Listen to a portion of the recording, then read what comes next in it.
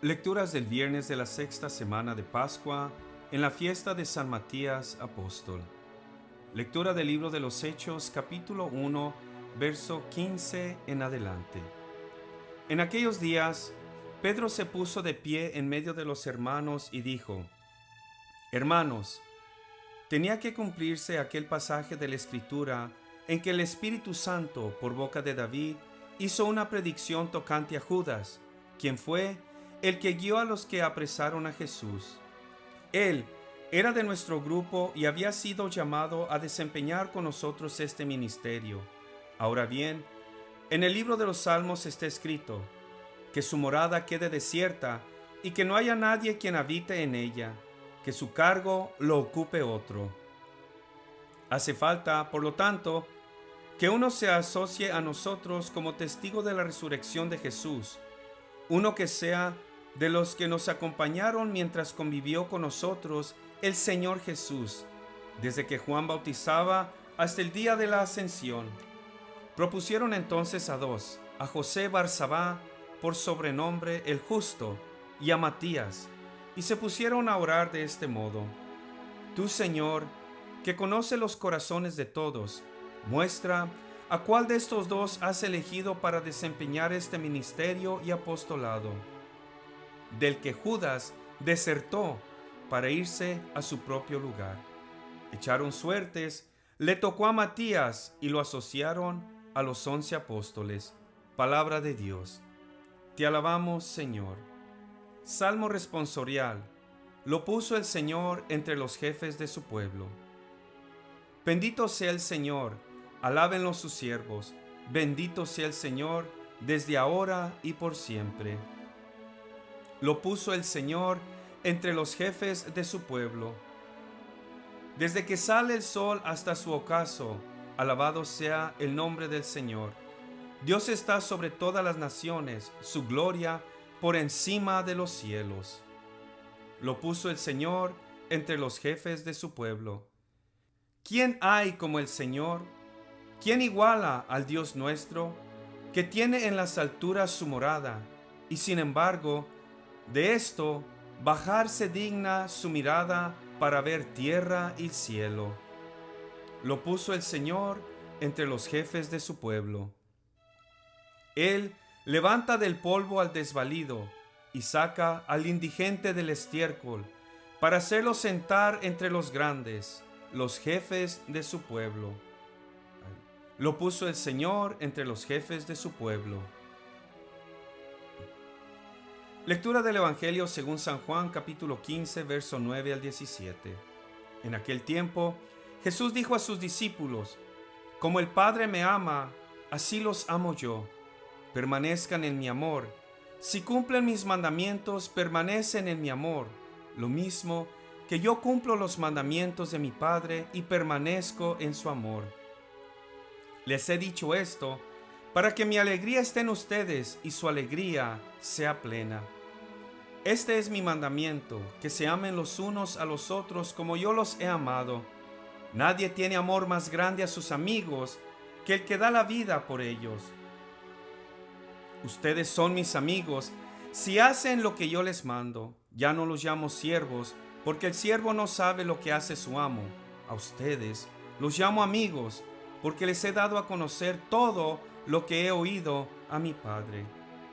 No son ustedes los que me han elegido, soy yo quien los ha elegido y los ha destinado para que vayan y den fruto, y su fruto permanezca, de modo que el Padre les conceda cuanto le pidan en mi nombre.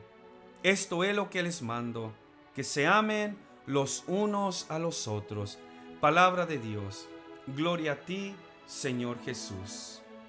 Hoy, mis hermanos, la iglesia festeja la fiesta de San Matías Apóstol, que vino a ser el escogido para desempeñar este ministerio y apostolado del que Judas desertó. San Matías vino a ocupar el lugar de Judas. Judas Iscariote, catalogado como el traidor, como nos dice la palabra de Dios en el Evangelio de San Mateo capítulo 10, verso 4. Judas Iscariote, el que lo traicionaría.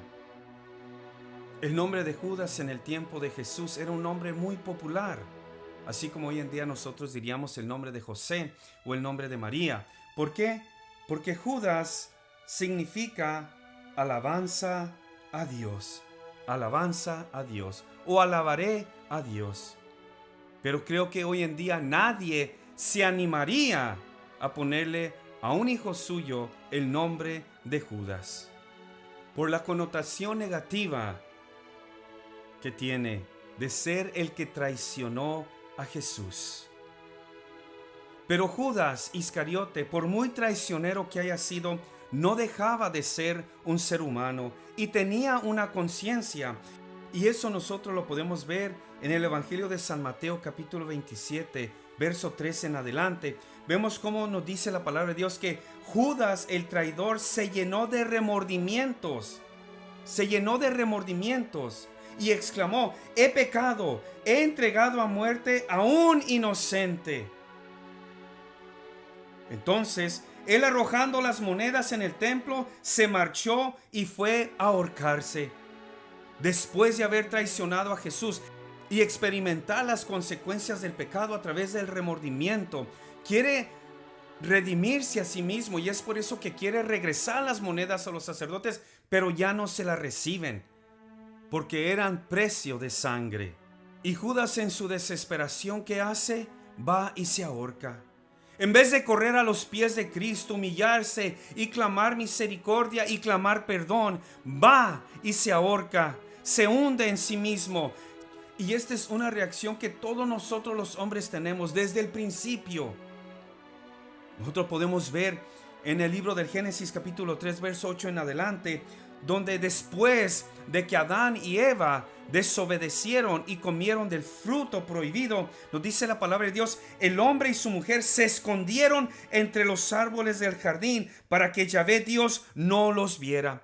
Se escondieron, como si escondiéndose Dios no iba a saber lo que habían hecho o lo que había en su corazón, en su mente, en su alma.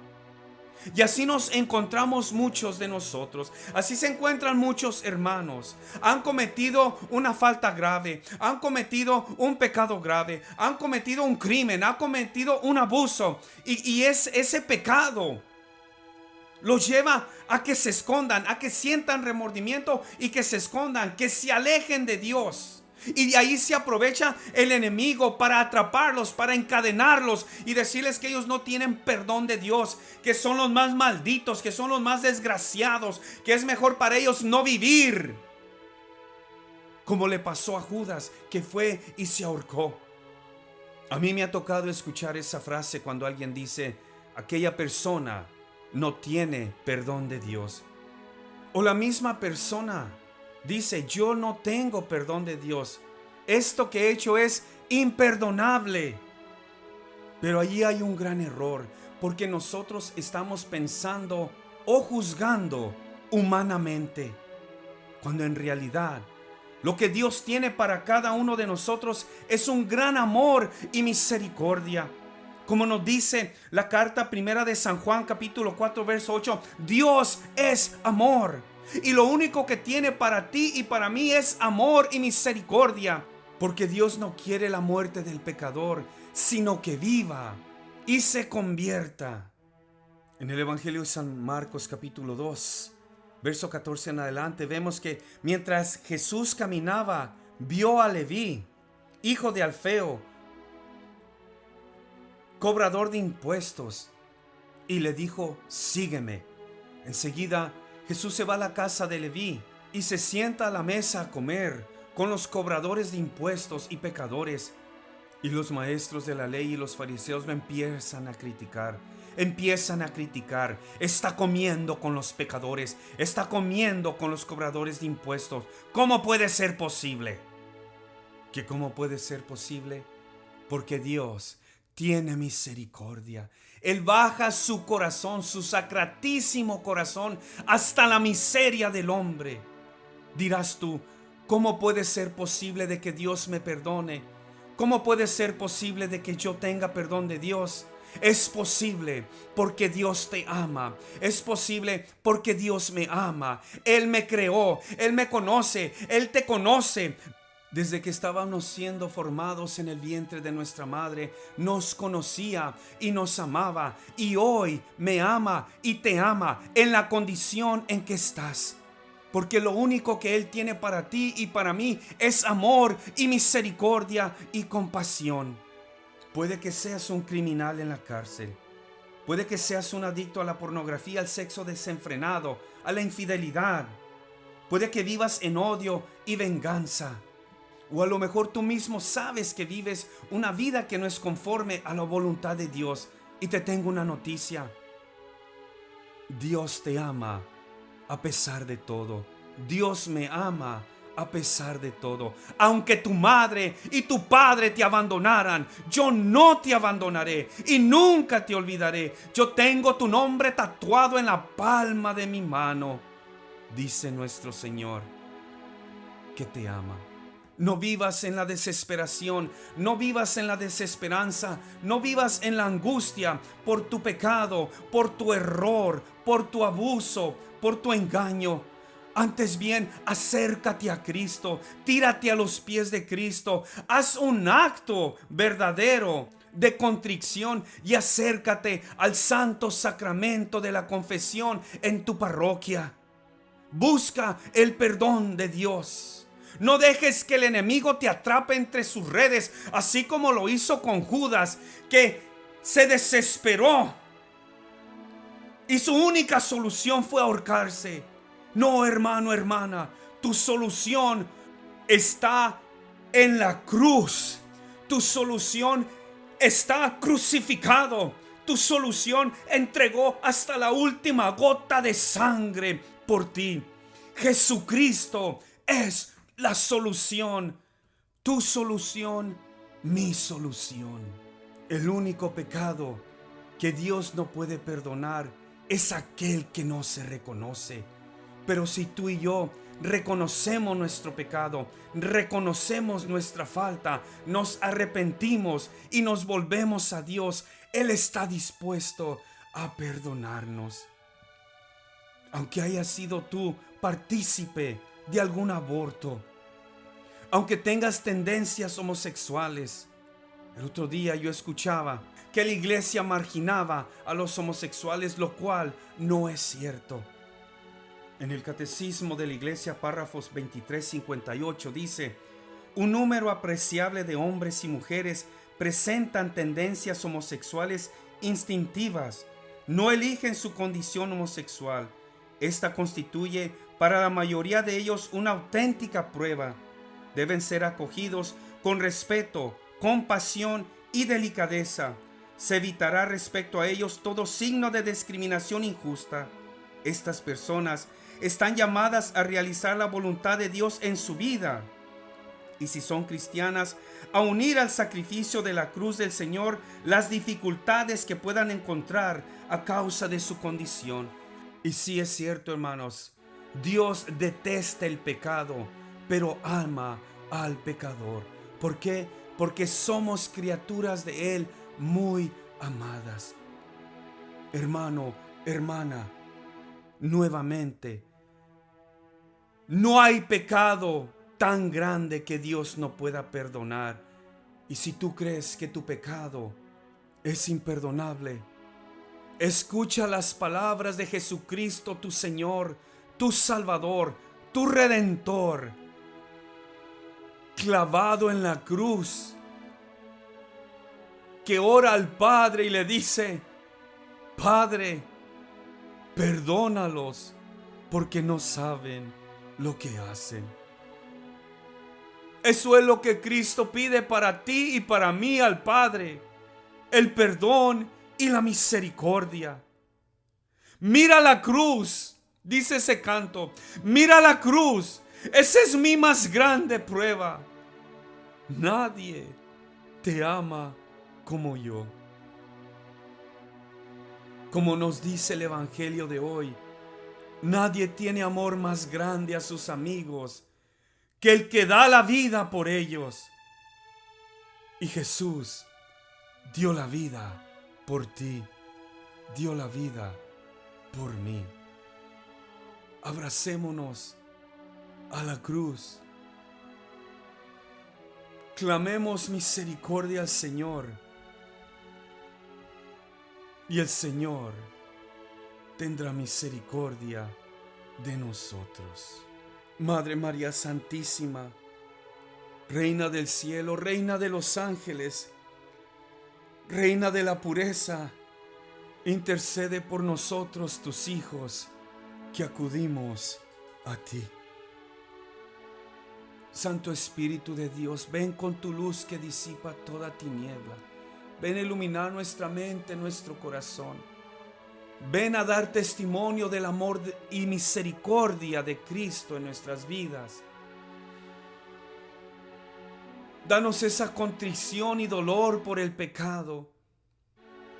Y danos esa fuerza, esa luz y esa valentía para poder acercarnos al sacramento de la confesión y descargar nuestras angustias y nuestros pecados en tu infinita y divina misericordia.